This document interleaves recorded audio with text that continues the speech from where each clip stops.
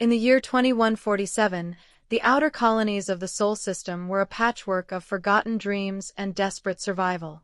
Epsilon Eridani B, or Erebus as the miners called it, was a rock of frozen methane and jagged obsidian spires, orbiting a dim red dwarf that cast everything in perpetual twilight. The planet's atmosphere was a toxic soup of ammonia and hydrocarbons, breathable only through rebreathers that hissed like angry serpents. Dr. Elias Thorne, was one of the few medical officers stationed at Outpost Zeta 9, a ramshackle dome clinging to the planet's equator like a barnacle on a whale. Zeta 9 was built by the United Colonial Authority 20 years ago, during the height of the resource boom. Back then, Erebus promised riches in rare earth metals and exotic isotopes that powered the fusion drives of interstellar ships. But the boom busted when cheaper synthetics flooded the market from the core worlds. Now, the outpost housed a skeleton crew of 200 souls, miners, engineers, and a handful of scientists like me, all eking out an existence under the constant threat of seismic quakes, equipment failures, and the creeping madness of isolation. My days blurred into a monotonous routine. Mornings started with inventory checks in the medbay, a sterile room lined with flickering holograph displays and auto SURG units that hummed softly in standby mode. I'd treat the usual ailments: radiation burns from faulty suits, frostbite from exposure, and the occasional brawl-induced fracture. Evenings were spent in the communal hall, nursing synthetic whiskey and listening to the miners' tall tales of ghost lights dancing across the frozen plains. Hallucinations, I always assured them, caused by low oxygen or methane leaks. That changed on the night of the storm. Erebus's weather was as unforgiving as its terrain. Magnetic flares from the red dwarf whipped up blizzards of razor-sharp ice shards that could shred a pressure suit in minutes. The alert klaxon blared through the outpost speakers, pulling me from a fitful sleep. All personnel to secure positions. Category 5 storm inbound. ETA, 15 minutes. I scrambled into my envirosuit, the fabric sealing with a pneumatic hiss. As the medical officer, I was on emergency response duty. The storm hit like a freight train, winds howling at 200 kilometers per hour, battering the dome's reinforced panels. Alarms wailed as sensors detected a breach in the eastern perimeter. A rover bay door had buckled under the onslaught. "Thorne, get to Bay 3, barked Commander Hale over the comms. "We've got incoming casualties. Survey team caught out there." I grabbed my med kit and sprinted through the corridors, the outpost shaking like a leaf in the gale. Bay 3 was chaos. Red emergency lights pulsing, engineers welding patches over the breach while medics triaged the wounded. 5 miners staggered in, their suits torn and frosted. One was unconscious, dragged by his comrades. But then, through the swirling haze outside the bay's viewport, I saw her. A figure stumbling from the storm, not in a standard UCA suit, but something sleek and unfamiliar, iridescent black material that seemed to absorb the dim light.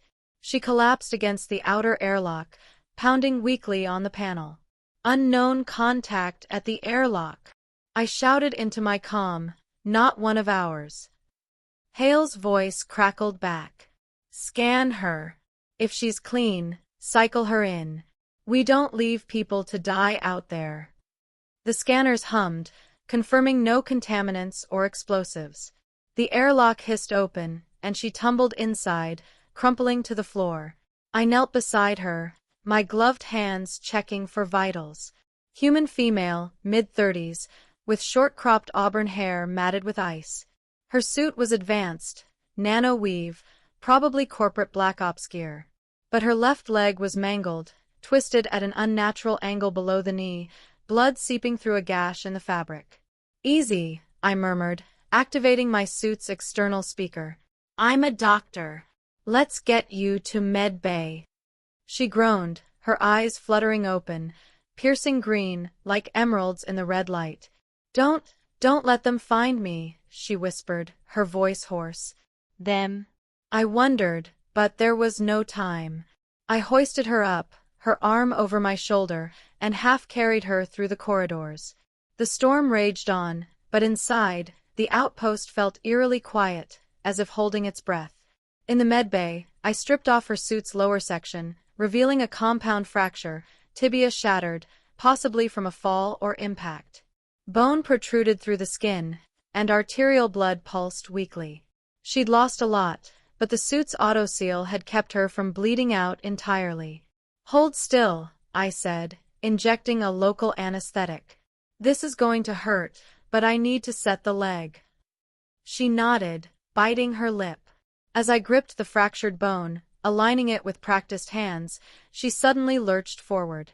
Her fingers clutched my shirt, through the suit's thin inner layer, tight as a vice. "Don't let go," she whispered, her breath hot against my ear. "Please, don't let go." I froze, tools hovering. "What?" "I'm not going anywhere. Just breathe." Her eyes locked on mine, wild with urgency. "No, you don't understand. If you let go, everything unravels." Unravels? Delirium from blood loss, I thought. But as I finished setting the leg and applied the nanocast, a foam that hardened into a supportive brace, her words lingered. "Who was she?" No ID chip, no markings on the suit. "And them. Who were they?" I hooked her up to N4 for fluids and painkillers, then ran a full scan. The results made my blood run cold. Her DNA was human, but augmented. Telomeres extended for longevity, neural pathways enhanced with what looked like quantum implants. This wasn't colony tech. This was core world elite, or worse, experimental. As the drugs kicked in, she relaxed, her grip loosening. "Name's Kira," she murmured. "Kira Voss. I crashed. Ship went down in the storm." "Crashed? From where?" I pressed. "We're light years from the nearest trade route." Her eyes drifted shut. "Later.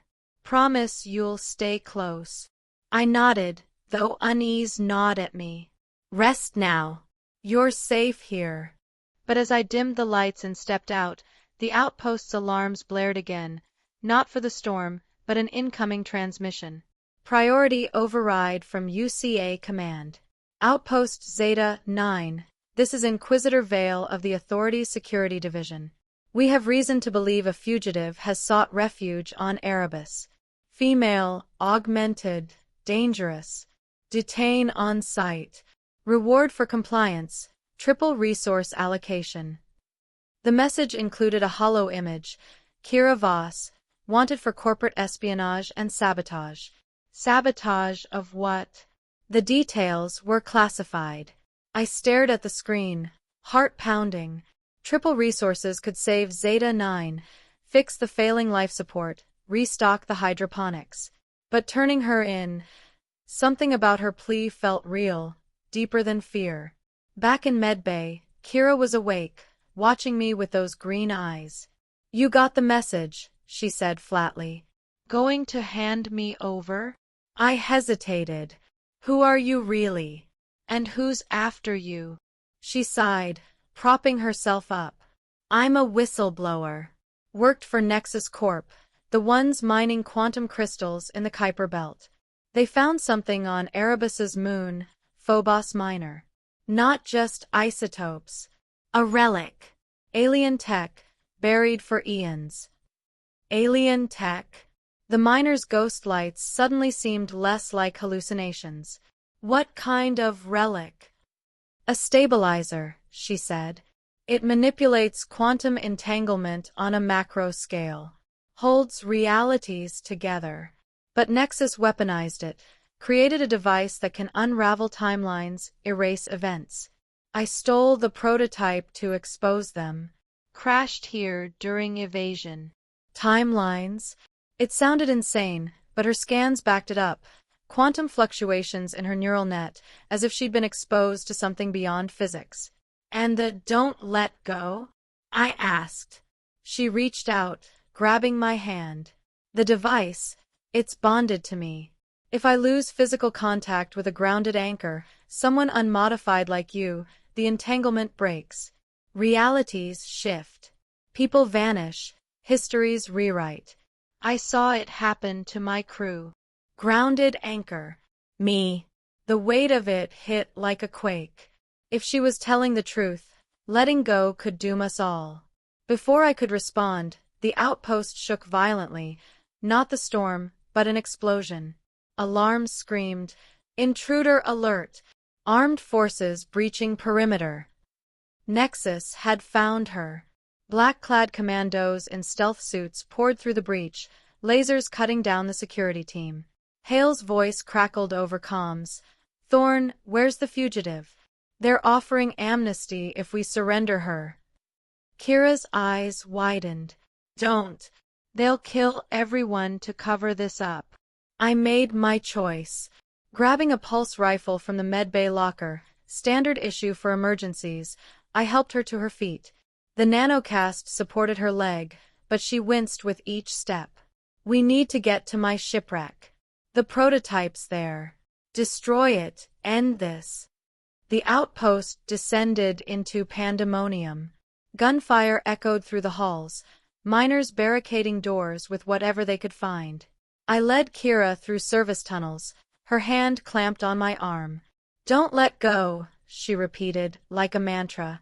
We emerged near the rover bay, stealing a vehicle amid the chaos. The storm had subsided to a gritty haze, but visibility was near zero.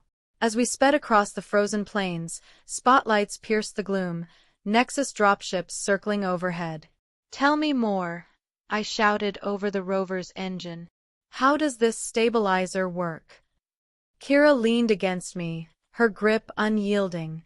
"The aliens, whatever they were, used it to stabilize wormholes, bridging dimensions. Nexus reverse-engineered it into a weapon. Trigger it, and you can selectively unravel quantum threads. Erase a person from existence, or a whole event.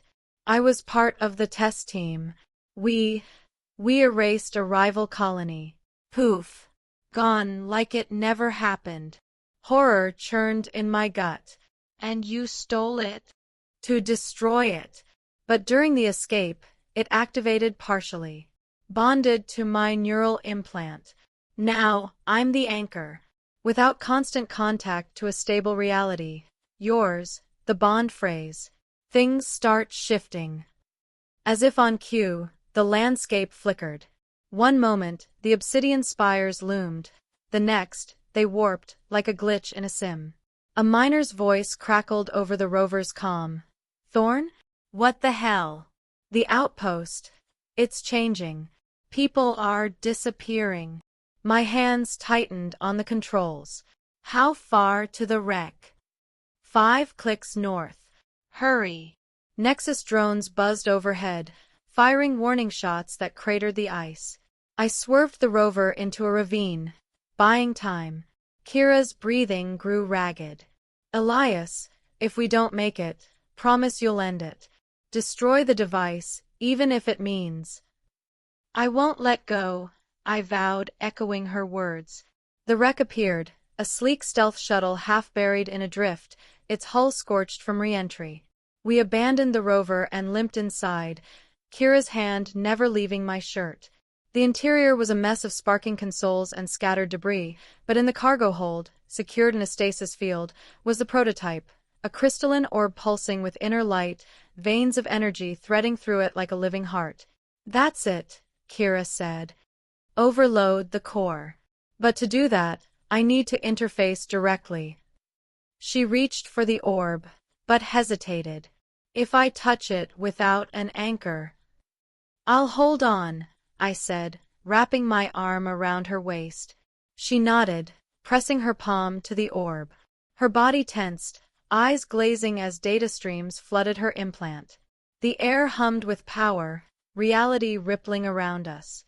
Visions flashed in my mind, alternate timelines bleeding through, Zeta 9 thriving, then desolate, Kira as a child, then never born, my own life rewritten, a core world surgeon instead of a colonial exile. Outside, Nexus forces closed in, boots crunching on ice. "Surrender the asset," an amplified voice demanded. "Almost there," Kira gasped. "Core destabilizing, 10 seconds." Laser fire punched through the hull, one bolt grazing my shoulder. Pain flared, but I held firm.